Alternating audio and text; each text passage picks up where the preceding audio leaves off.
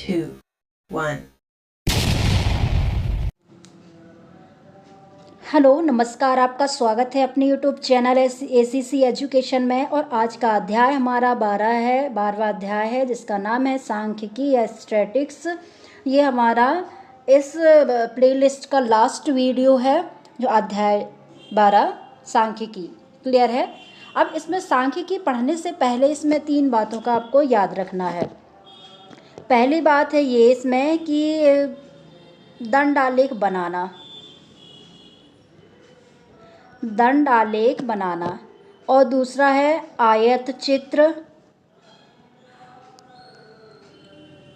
और एक है बारंबारता या फिर बारंबारता।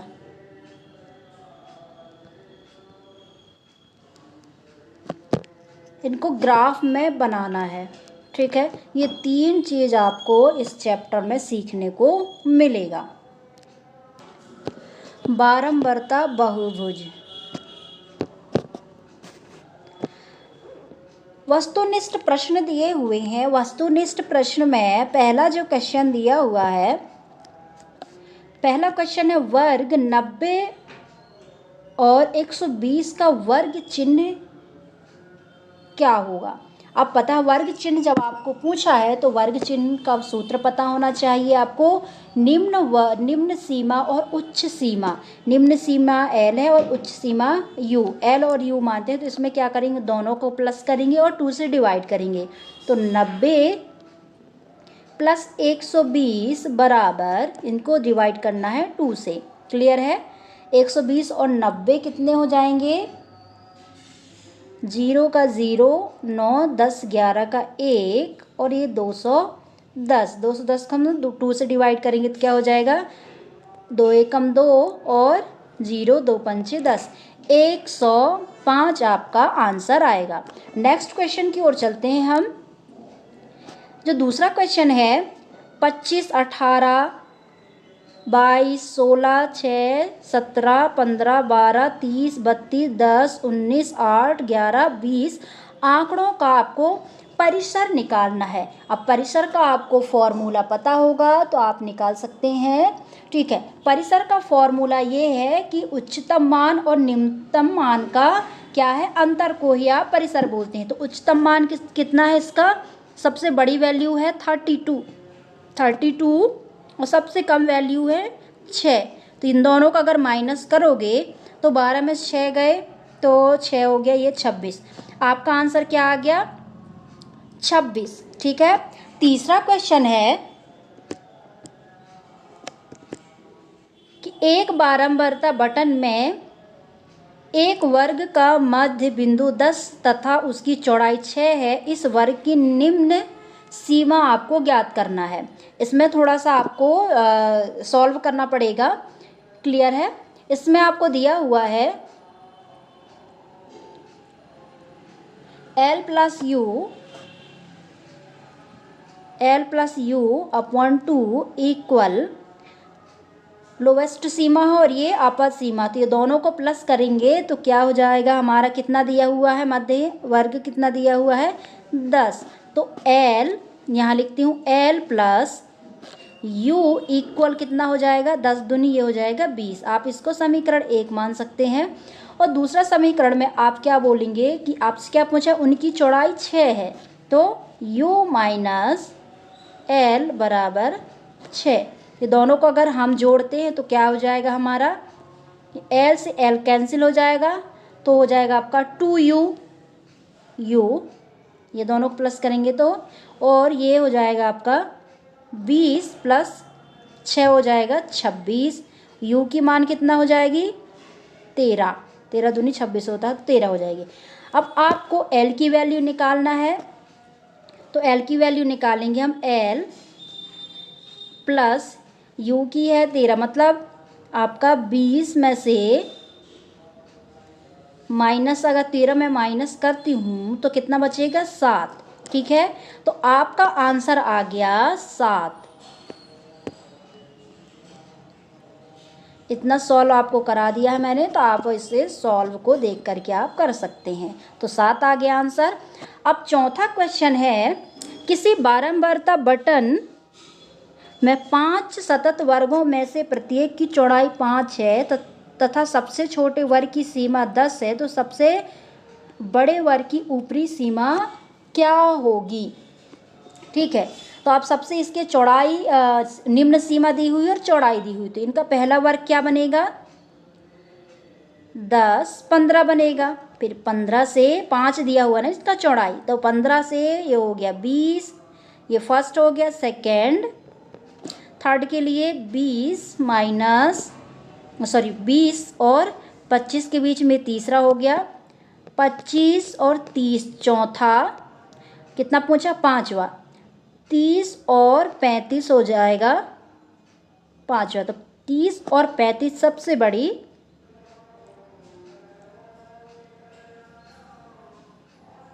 ऊपरी सीमा क्या होगी 30 और 35 का, तो क्या ऊपरी सीमा क्या है 35 है, तो आप लिखोगे 35। क्लियर है। चलते हैं हम आगे क्वेश्चन की ओर।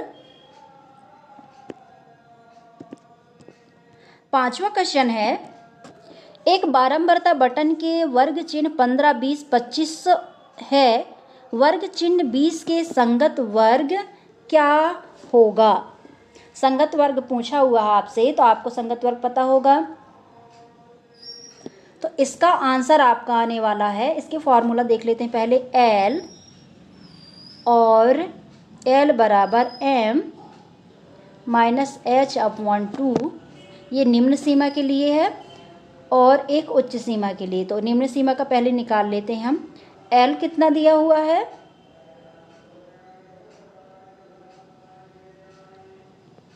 सॉरी L निकालना है, 20, M दिया हुआ है, H कितना दिया है 5/2, 5 5 है ना इन दोनों के बीच का संगत, तो ये हो जाएगा 1 2 2 हो जाएगा नीचे, और ये 40 माइनस 5, तो 35/2 होगा। तो 35 2 से डिवाइड, 5 एकम 5, सॉरी 2 एकम 2 और 2 सत्ते 14, मतलब 17 वाला आएगा। मतलब ये वाली ऑप्शन आपकी क्लियर है, क्योंकि ऑप्शन वाला तो आपको कुछ एक क्लू निकालना है और सारे आपको आंसर मिल जाएंगे। क्लियर है। अब चलते हैं छठवां क्वेश्चन की ओर। छठवां क्वेश्चन दिया हुआ है कि वर्ग अंतराल 20, 10, 20, 20, 30 और संख्या 20 के निम्नलिखित में से सम्मिलित है। तो आपको क्या करना है, इसमें सम्मिलित है तो 20 और 30 के, तो क्या आएगा आपका आंसर 20, 30। ठीक है। अब चलते हैं हम 20 के साथ, पूछा तो 20 के साथ क्या है 30 है ग्रेटर वाला, तो इसीलिए हमने लिखा है। अब चलते हैं हम इन्हीं का answer fill in the blanks, मतलब फिल इन ब्लैंक्स है उसमें आपको फिल करना है। तो सभी में से 105, 26, 7, 35 और 17.5, 22.5 और 20 और 30 आपका आंसर आ गया। इसमें आप उसको देख करके यहाँ फिल करना है। क्लियर है। अब चलते हैं हम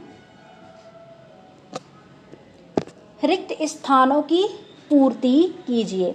रिक्त स्थानों की पूर्ति के लिए आपको क्या करना है, पहला क्वेश्चन दिया हुआ है, साथ ही एक ही कक्षा के दो अलग अलग सेक्शनों के प्रदर्शनों की तुलना करने में अधिक उपयोगी आलेख खाली स्थान होगा। अब दो अलग अलग सेक्शन में तो क्या होंगे, कौन सा आलेख होगा, तुलनात्मक आलेख होगा। तो आप यहाँ लिखेंगे तुलनात्मक आलेख। ठीक है। अब चलते हैं हम सेकंड में, किसी वर्ग की उच्च सीमा और निम्न सीमा का औसत को क्या कहते हैं, वर्ग मध्य बिंदु। वर्ग मध्य बिंदु वर्ग अंतराल है 80 और 90 में 80 वर्ग की वर्ग सीमा क्या होगी, निम्न वर्ग सीमा। ये दोनों वर्ग सीमा है, एक वर्ग सीमा उच्च है और एक निम्न है, तो कम वाला निम्न होगा। तो अब 80 पूछा है तो आपको क्या बताना है, निम्न वर्ग सीमा। यहाँ लिखेंगे निम्न वर्ग सीमा।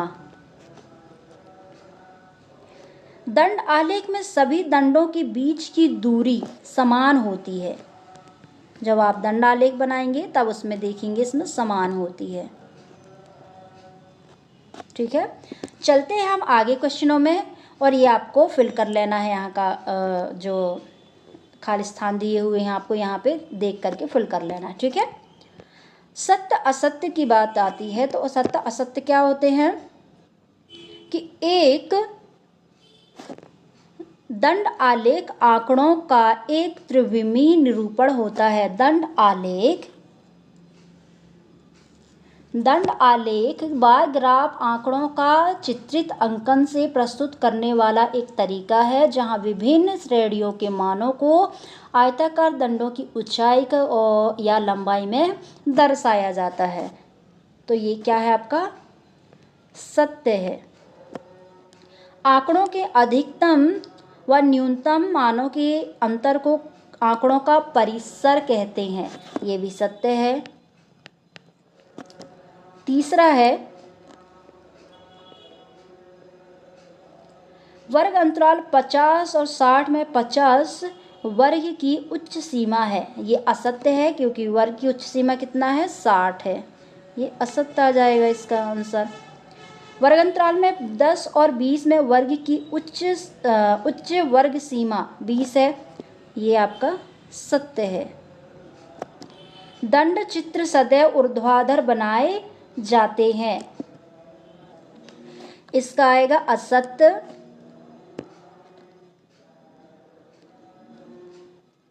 बारंबारता बहुभुज का क्षेत्रफल वही रहता जो आयत चित्र का क्षेत्रफल होता है, ये सत्य है। चलते हैं आगे क्वेश्चन में। चौथा क्वेश्चन है, आप इसे फिल कर लेंगे। एक शब्द और एक वाक्य में उत्तर के लिए आपको दिया गया है बारंबारता बहुभुज का प्रयोग कब किया जाता है। तो आप बताएंगे इसमें कि जब डेटा सतत और बहुत बड़ा होता है और यह समान प्रकृति के दो अलग अलग डेटा सेटों की तुलना करने के लिए भी इसका उपयोगी है या उपयोग करते हैं, ठीक है। आयत चित्र किसे कहते हैं?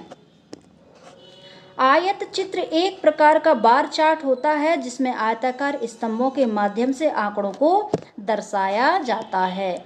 वर्ग अंतराल 50 और 60 का वर्ग चिन्ह ज्ञात कीजिए। आप इन दोनों को प्लस करके और क्या करते हैं, प्लस करोगे दोनों का 50 और 60 का तो कितना हो जाएगा 110/2, दोनों को भाग दोगे तो 55 आ जाएगा, 55 आंसर आ गया।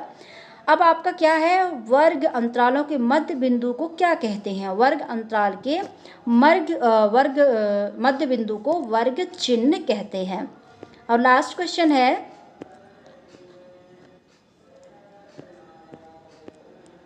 बारंबारता बहुभुज बनाने के लिए वर्ग अंतराल कैसे होना चाहिए? वर्ग अंतराल कैसे होना चाहिए? सतत और समान चौड़ाई के होने चाहिए, ठीक है। चलते हैं हम आगे क्वेश्चनों में। आगे क्वेश्चन क्या दिया हुआ है,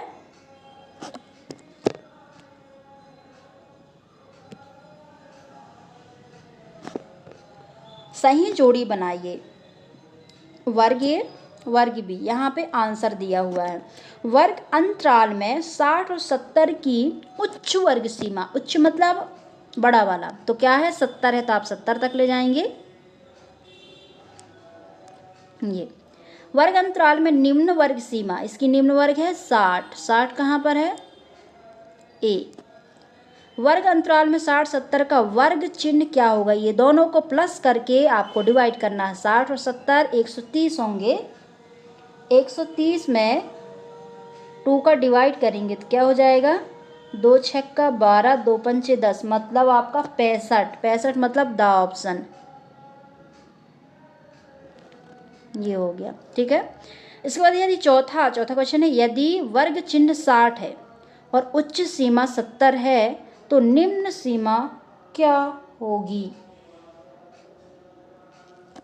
तो ये वाले को ऑप्शन को थोड़ी देर छोड़ देते क्योंकि कन्फ्यूज़न वाला है, मैं तो आपको बता दूंगी लेकिन आपको कौन सा चिन्ह आपको करना है आपको बता देना, ठीक है। अब वर्ग अंतराल में इसका वर्ग माप पूछा हुआ है तो ये दोनों का वर्ग माप कितना होगा 60 और 70 का वर्ग अंतराल, तो इनका दोनों को माइनस करेंगे तो क्या हो जाएगा 10, तो 10 आ गया ये। और दूसरे का हो जाएगा आपका 50। ठीक, लास्ट बचा था। तो अब इन्हीं को आपको फिल आउट कर लेना है। चलते हम 6वां क्वेश्चन की ओर। हमने इसका आंसर लिख लिए हैं पहले से ही।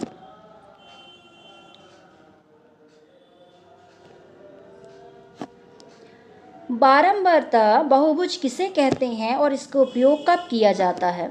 बारंबारता बहुभुज किसे कहते हैं? पहले अगर इसको समझना है तो यह आंकड़ों का एक दृश्य या प्रतिनिधित्व है जो किसी डेटा सेट को समग्र वितरण में प्रदर्शित करता है।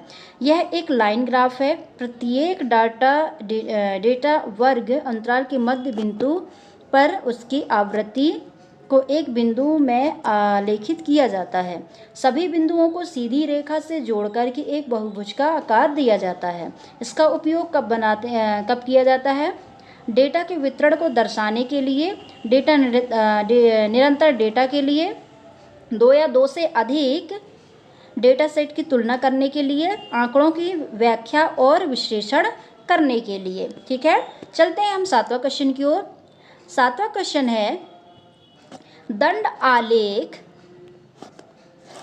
आलेख और आयत चित्र में क्या अंतर है? दंड आलेख को बार ग्राफ बोलते हैं और आयत चित्र को बोलते हैं हिस्टोग्राफ। तो इन दोनों में क्या अंतर है? तो देखिए, डेटा का प्रकार, दंड आलेख श्रेणीबद्ध डेटा होता है, मतलब कैटेगरी होता है, इसको दर्शाता है, जबकि आयत चित्र मात्रात्मक या सतत डेटा होता है, क्वांटिटी या कंटिन्यूअस डेटा को दर्शाता है। अक्षों पर निरूपण, दंडालेख में एक अक्ष पर जैसे श्रेणियां या दूसरे अक्ष पर उनके मान दिए जाते हैं। आयत चित्र में क्षैतिज अक्ष और वर्ग अंतराल दिखाए जाते हैं। ठीक है, दंडों के बीच अंतराल, दंड आलेख में दंडों के बीच रिक्त स्थान या गैप होता है क्योंकि वे अलग अलग श्रेणियों का प्रतिनिधित्व करते हैं। आयत चित्र में दंडों के बीच कोई रिक्त स्थान नहीं होता है क्योंकि वे सतत वर्ग या अंतराल का प्रतिनिधित्व करते हैं। इसका मतलब ये है कि जब हम दंडालेख बनाते हैं तो दंडालेख इस टाइप का बनाएंगे, और अगर हम इसी का आयत बनाते हैं, आयत चित्र, तो ये एक दूसरे के सटकर बनाते हैं। ठीक है, इसके बाद में ऊंचाई के अर्थ पर, दंडालेख दंड की ऊंचाई उस श्रेणी के मान को दर्शाती है जहाँ आयत चित्र होता है। आयत चित्र में प्रत्येक दंड की ऊंचाई वर्ग अंतराल या बारंबारता फ्रीक्वेंसी को दर्शाती है। ठीक है, चलते हैं हम आगे क्वेश्चन की ओर। अब क्वेश्चन क्या है? 8वां क्वेश्चन है,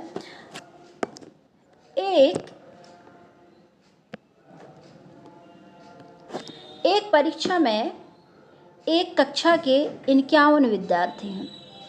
विद्यार्थियों के द्वारा 100 में से प्राप्त किए अंक की सारणी है। 51 बच्चे हैं, यहाँ पर टोटल 51 बच्चे हैं, और उन्होंने 100 में से प्राप्त अंक, उनके 100 में से प्राप्त अंक यहाँ पे दिए हुए हैं। ठीक है, इस बारंबारता बटन में सारणी के बारंबारता बहुभुज को बनाना है। तो अब कैसे बनाएंगे इसको बहुभुज के में? तो अब देखिए, इसमें मैंने एक पहले से बना रखा है। यहाँ पे देखिए, यहाँ पे विद्यार्थियों की संख्या है। विद्यार्थियों की संख्या कहाँ से स्टार्ट है? 2, 4, 6, 8, 10, 12। ठीक है, और यहाँ पे प्राप्तांक, प्राप्तांक कहाँ से स्टार्टिंग है?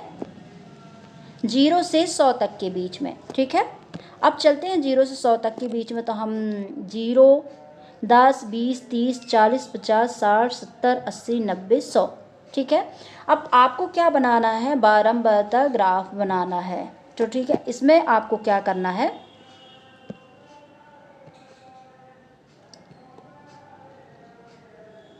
अब आपको दिया गया है, पहले हम क्वेश्चन को भी देखेंगे, इसके बाद आप पढ़ना।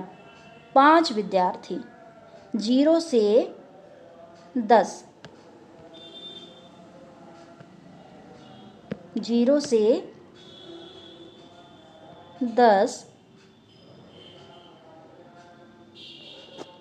5 विद्यार्थी। 0 से 10 के बीच में कितने विद्यार्थी हैं? 5।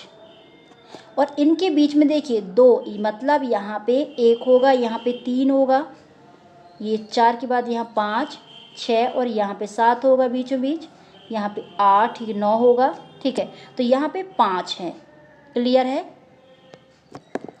इसके बाद में 10 और 20 के बीच में कितने विद्यार्थी हैं? 10 और 20 के बीच में 10 विद्यार्थी हैं। जब 10 विद्यार्थी हैं तो 10 विद्यार्थी इसके सामने आ जाएंगे क्योंकि ये 10 लिखा है। और 20 से 30 के बीच में कितने विद्यार्थी अंक लिए हैं? 4।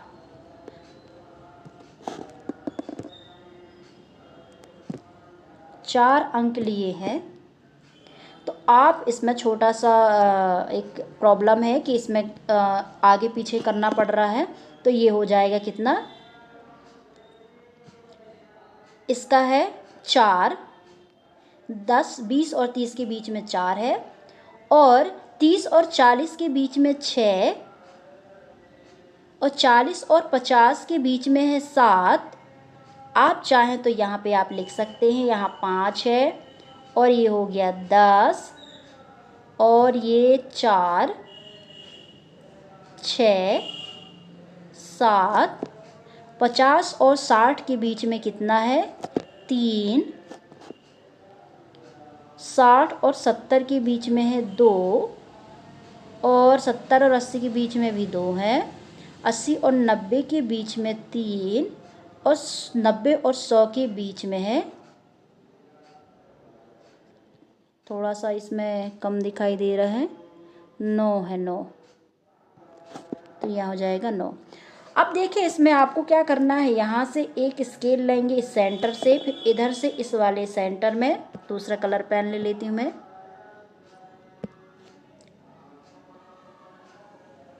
फिर इस वाले सेंटर से इस सेंटर को ले लेंगे, फिर इधर आएंगे, फिर ये आ गए। सबके सेंटर पॉइंट को आपको मिला देना है।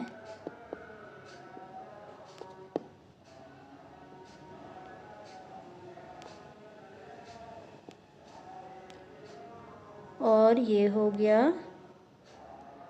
इससे, और दूसरा हो गया ये। मैंने आपको विद्यार्थियों की संख्या और प्राप्त अंक वाले को आपको बारंबारता बहुभुज में बनाना हमने देखा। 9वां क्वेश्चन है, एक संगठन में पूरे विश्व में 15 से 44 बच्चे वर्गों की आयु वाली महिलाओं में बीमारी और मृत्यु के कारणों का पता लगाने के लिए सर्वेक्षण किया गया है। ठीक है, इसमें कारण दिया गया है और मृत्यु की दर दी हुई है। जनन स्वस्थ अवस्था में 30.8, तंत्रिका मनोविकारी में 25.4, क्षति में 12.4, हृदय वाहिका में 4.3, श्वसन अवस्था में 4.1, अन्य कारण से 22 पॉइंट। ठीक है, इसी को आपको क्या करना है, फर्स्ट क्वेश्चन, ऊपर दी गई सूचनाओं को आलेखित रूप में कीजिए, और दूसरा है कौन सी अवस्था के पूरे विश्व की महिलाएं के खराब स्वास्थ्य और मृत्यु का सबसे बड़ा कारण रहा है। ठीक है,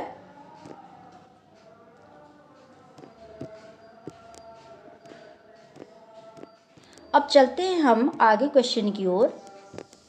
तो इसी का सॉल्यूशन करेंगे। अब देखिए इसमें से हमने क्या किया है,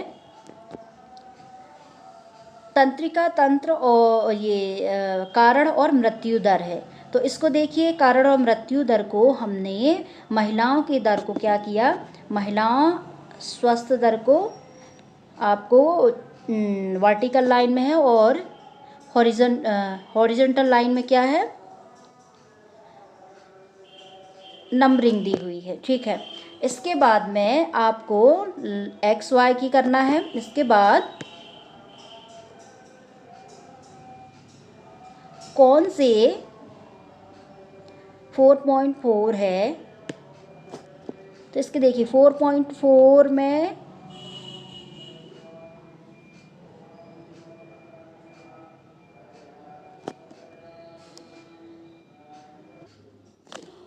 4.1 में श्वसन अवस्था है, यहाँ पर इसका है श्वसन अवस्था,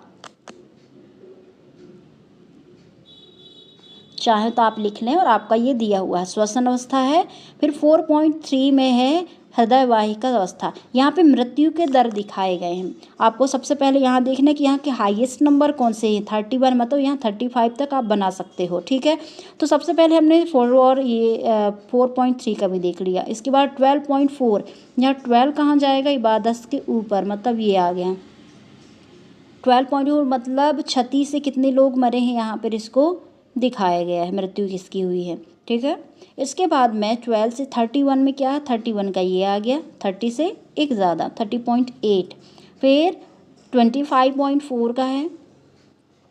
इसके बाद में 622, अन्य कारण है 22, हमने सिक्वेंसली सबको बनाया है, ठीक है।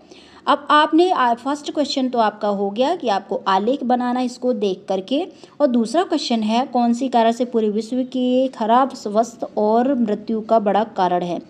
तो सबसे बड़ा कारण आप देखेंगे सबसे ज़्यादा किससे मरे, 3.8, मतलब जनन स्वस्थ अवस्था। मुख्य बड़ा कारण क्या है, 31 सुरक्षित जनन स्वस्थ अवस्था से आपके सबसे बड़ा कारण है जो मृत्यु दर का परसेंटेज ज़्यादा हो रहा है, ठीक है। अब चलते हैं हम आगे क्वेश्चन में। आगे क्वेश्चन है, भारतीय समाज के विभिन्न क्षेत्रों में प्रति 1000 लड़कों पर लड़कियों की निकटतम 10 की आंकड़ों में दिया हुआ है। एसटी है 940 और एससी है 940, एसटी है 970 और गैर एसटी और एससी है 920, पिछड़े ज़िले हैं 950, गैर पिछड़े ज़िले हैं 920, ग्रामीण है 930, शहरी है 910। आपको क्या बताना है, ऊपर दी गई सूचनाओं को दंड आलेख द्वारा निरूपित करना है। सबसे पहले आपको देखना है कि यहाँ पे कितने का संख्या दिए हुए हैं, 900 से दिए हुए हैं, तो 900, 910, 920 इस टाइप में पूरे मैंने नंबर लिखा। कितने तक लिखा है, 1000 तक। सबसे पहले आपको दिया हुआ है अनुसूचित जाति, अनुसूचित जाति का 940 है, तो आपको 940 ये दे दिया। 970 किसका है, अनुसूचित जनजाति, एसटी वाले को 970 दिया है। इसके बाद में 920 दिया है गैर एसटी एससी के लिए 920, 950 है पिछड़े वर्ग के लिए, और गैर पिछड़े वर्ग के लिए है 920, और ग्रामीण के लिए 930 है, और शहरी के लिए 910 दिया हुआ है। आपसे पूछा, आपने दंडालेख बना लिया, देख करके ही बनाना है। कक्षा में चर्चा करके बताएं कि आप इस आलेख में से कौन से निष्कर्ष निकाल सकते हैं। तो शहरी क्षेत्र में प्रति 1000 लड़कों से लड़कियों का अनुपात अधिक है। अनुसूचित जाति में प्रति 1000 लड़कों से लड़कियों का अनुपात कम है, ठीक है। आगे चलते हैं हम। एक क्वेश्चन और दिया है इसमें कि एक राज्य के विधानसभा के चुनाव में राजनीतिक पार्टियों की जीती गई परिणाम दिए हुए हैं। राजनीतिक पार्टी है और दूसरी है जीती गई पार्टी। राजनीतिक party A B C D E F, बारी से हमने इतने आपकी सीटों से जीती गई है।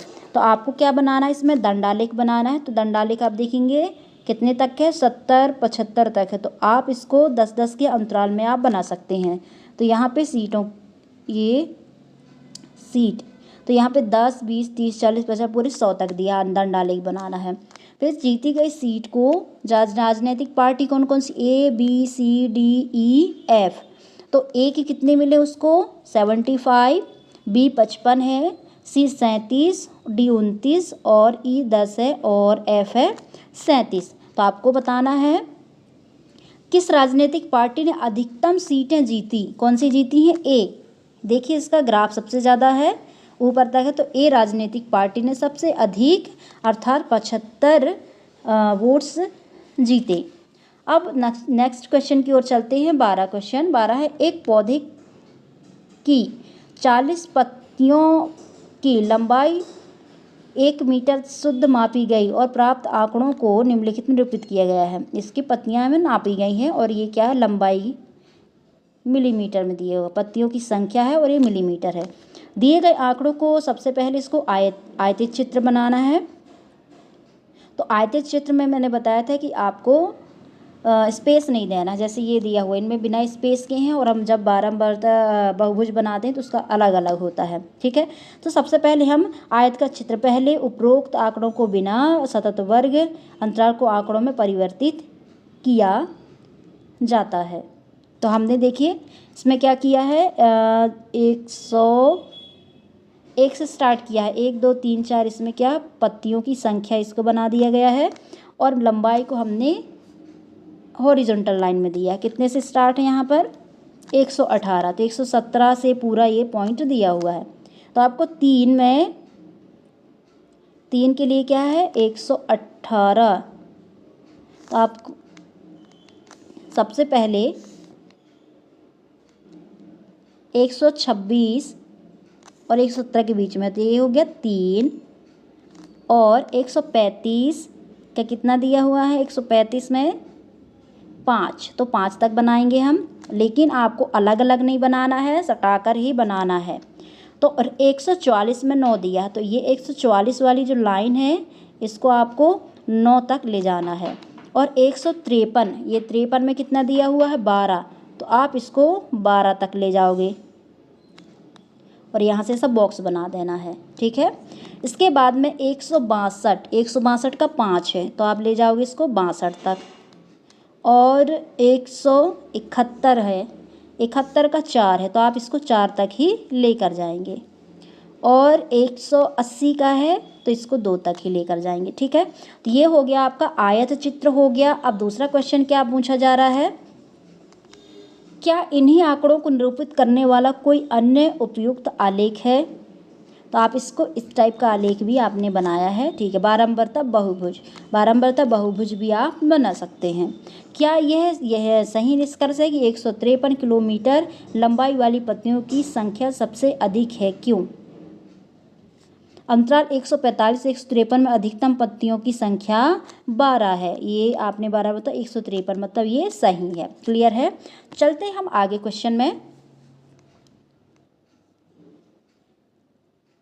आगे क्वेश्चन है 13वां क्वेश्चन है कि नीचे दिए गए आंकड़े निरूपित आयत चित्र बनाना है आपको। आयत चित्र के लिए आपका ये आयु दी हुई है बच्चों की, और ये बच्चों की संख्या दी हुई है। तो सबसे पहले आप इसका अलग अलग है, इसके बाद में आपको बारंबारता की सारणी बना लेनी है। बारंबारता में सारणी क्या दी, 102 से लगा के 15 17, ये वाली आ गई आपकी।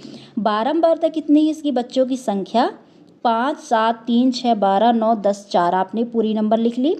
चौड़ाई इनकी कितनी है, इन दोनों के बीच का अंतर कितना है चौड़ाई पे, तो इसका 1 है।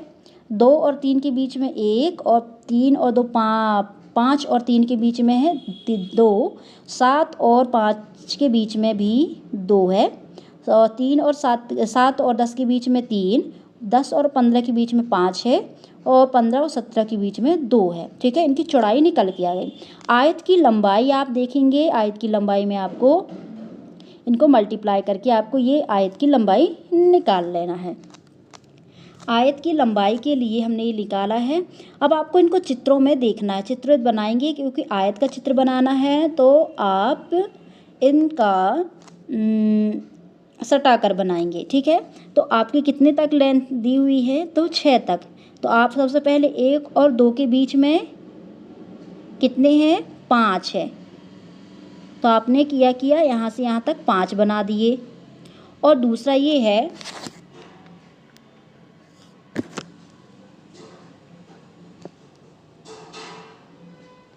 और दूसरे में क्या है, 2 और 3 के बीच में कितना है, 3 है, तो हम 3 तक बनाएंगे। और 3 और 4 के बीच में, तो 3 और 4 के बीच में तो है नहीं, 3 और 5 के बीच में, 3 और 5 के बीच में कितना दिया हुआ है, 3 दिया हुआ है। यहाँ से चौड़ाई आपको देखना है। 5 और 7 के बीच में, 5 और 7 यहाँ पे है, कितना दिया हुआ है, 5 और 7 के बीच में ये दिया है 6, तो आप यहाँ 6 तक जाएंगे। चौड़ाई देखना आपको, इसकी आयत की लंबाई, यहाँ पे आपको लंबाई देखना है, और ऐसे ही आपको चौड़ाई देखनी है। ठीक है, 7 और 10 के बीच में, 7 और 10 के बीच में कहाँ तक जाना है, 7 और 10 के बीच में 3 तक। ठीक है, 3 हो गया ये। 10 और 15, 10 और 15 ये है, कितना जाना है 2। इसके बाद में 15 और 17 के बीच में भी 2 जाना है, तो ये आ गया आपका 2। ठीक है, अब आपने आयत चित्र खींच दिया, आपने बना दिया है। ठीक है, अब निकालने के लिए मैंने बता दिया कि इन दोनों की बीच में जो जितना डिफरेंस होता है वो आपकी चौड़ाई है, ये चौड़ाई है, और इसके बाद में वो सारे को आपको 1 1 से मल्टीप्लाई करना पड़ता है, जितना आपका ये लेंथ का गैप है। उसके बाद आपकी लंबाई निकल जाती है, तो लंबाई जितना जाएगी ऊपर और चौड़ाई को आपको हॉरिजॉन्टल लाइन में देखना है।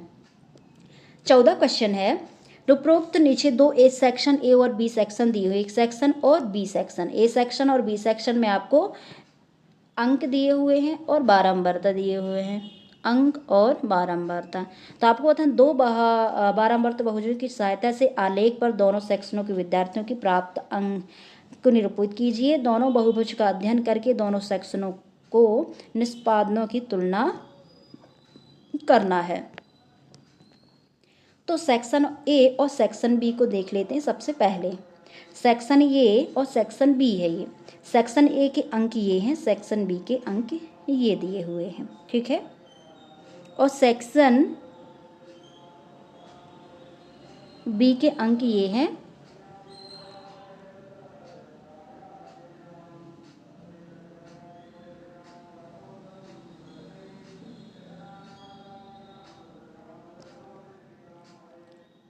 इसके बाद में सेक्शन ए के लिए हम बिंदु लिए हैं ये -5 0। सेक्शन ए के लिए जो बिंदु हैं 5 0 5 3 15 9 25 17 35 12 45 9 और 55 0, ये आपके इसके फर्स्ट सेक्शन के नंबर हैं। इनको दोनों को एक साथ लिख दिए। ठीक है, इसके बाद में सेक्शन बी के लिए है 5 को ये 0 के साथ में लिखा है उन्होंने, 5 5 ये दोनों को मिलाकर उन्होंने फिर लिख दिया। 5 5 है, फिर 15 19 है, 25 15 35 10 45 1 और 55 0। ठीक है, अब इसको हमें क्या करना है,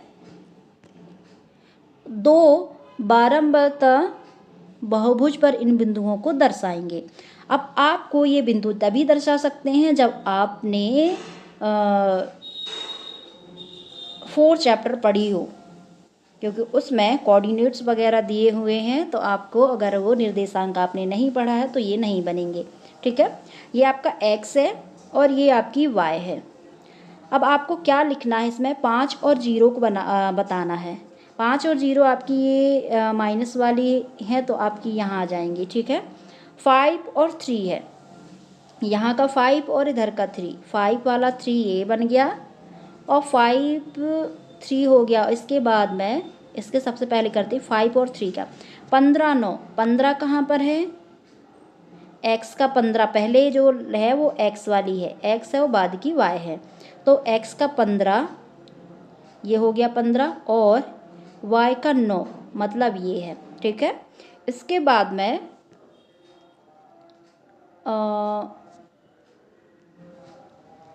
25 और 17, 25 आपका ये है और 15 ये रहा।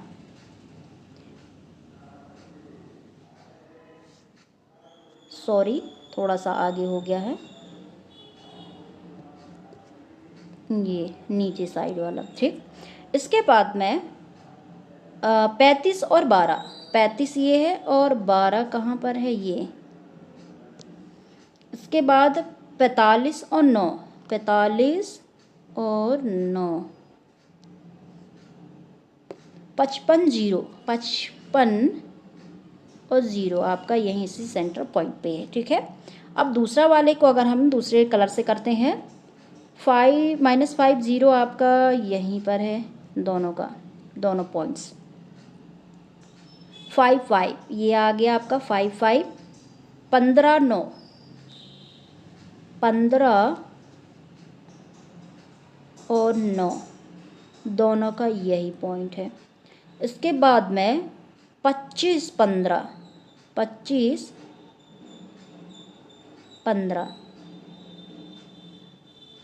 25 17 ये है ना, सॉरी मैंने इसका उल्टा कर दिया शायद।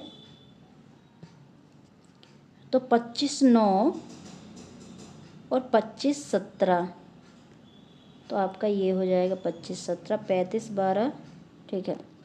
इसके बाद में ये इसका है 25 15 35 10, 35 10 है आपका ये वाला। इसके बाद में 45 1 और 55 0, आपका भी यही है। 15 19 किसका था?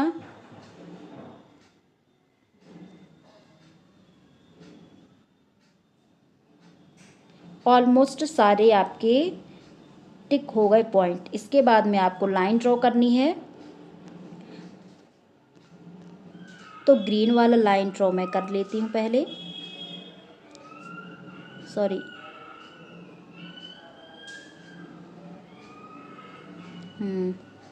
और ये वाली लाइन मैंने इस टाइप में ऐसे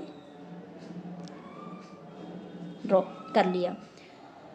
ये आपका स्पेस बहुत ही कम होता है, इसीलिए कुछ थोड़ी बहुत समझाने में अगर प्रॉब्लम्स आ रही हैं, फिर भी मैं पूरी उम्मीद करती हूँ कि आपको समझ आ जाए, ठीक है।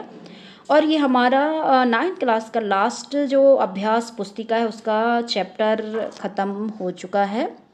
और अगर इस वीडियो में और आपके ये पूरे वीडियो एक चैप्टर से लगा के 12 चैप्टर तक की वीडियो आप सिक्वेंसली देख सकते हैं, और सारे आप टेलीग्राम ग्रुप में भी आप इनका PDF ले सकते हैं। तो आपको अगर समझ आया हो तो लाइक ज़रूर करें और सब्सक्राइब भी ज़रूर करें आप। और कुछ समझ नहीं आता है तो आप हम मुझे कमेंट कर सकते हैं, ठीक है। मिलते हैं नेक्स्ट वीडियो में, बाय बाय।